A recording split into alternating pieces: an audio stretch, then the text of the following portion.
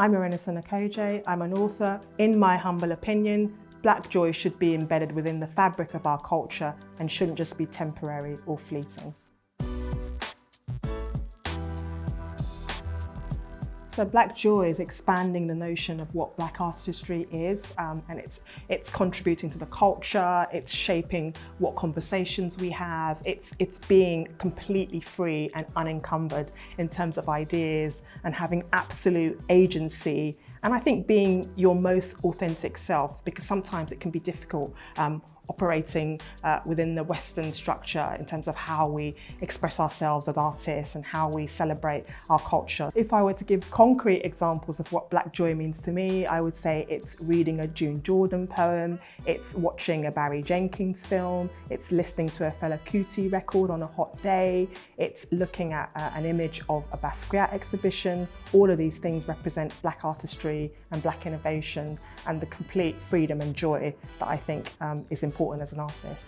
There's so much happening that signifies Black joy at the moment. We're seeing our stories filter into the mainstream, and finally this idea of whose story is valuable is coming to the forefront, and Black stories are taking precedence, not only coming to the forefront but shaping cultural narratives and having a really huge impact. So if we look at, for example, Black Panther, I would say that that's a huge cultural moment in terms of Black joy and just the ripple effects it had globally. It shattered every preconceived notion or myth about whether Black stories are valuable, whether they translate into the mainstream, whether they're too niche or audiences will go and see them. You know, here we have a film about an imagined African kingdom that celebrates Black innovation and Black culture and authenticity, but told using an Afrofuturist aesthetic.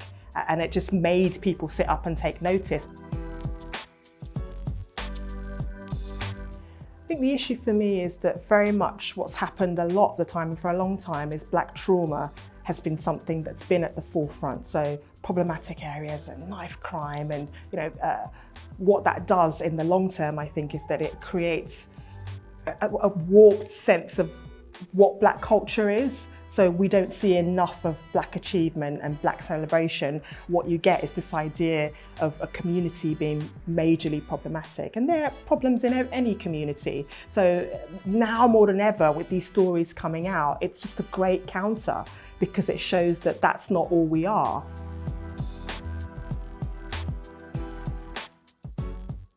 I think our cultural gatekeepers need to be more open-minded, need to feed themselves more and read more and listen more and create spaces to talk to people from those communities and from the Black community in particular. And I think that will shape and change things. So it's just about being more open, being more empathetic, listening and thinking about not just seeing yourself reflected, but other audiences. So if you're somebody in a position of power, say for example, you're a commissioning editor or a producer, look around you, who's at the table?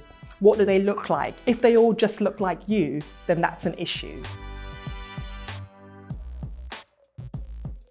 Thinking really imaginatively and creatively and wanting to be very, very experimental in terms of how I approach what I do. So again, to counter some of the negative ideas or stories around Black culture. So thinking about celebrating what we've achieved. So for example, my debut novel, part of it was set in the Benin Kingdom.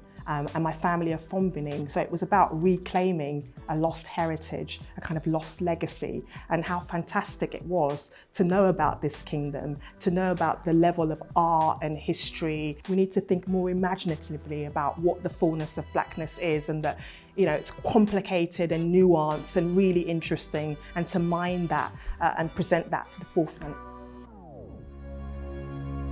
Thanks for watching. Don't forget to subscribe and click the bell to receive notifications for new videos. See you again soon.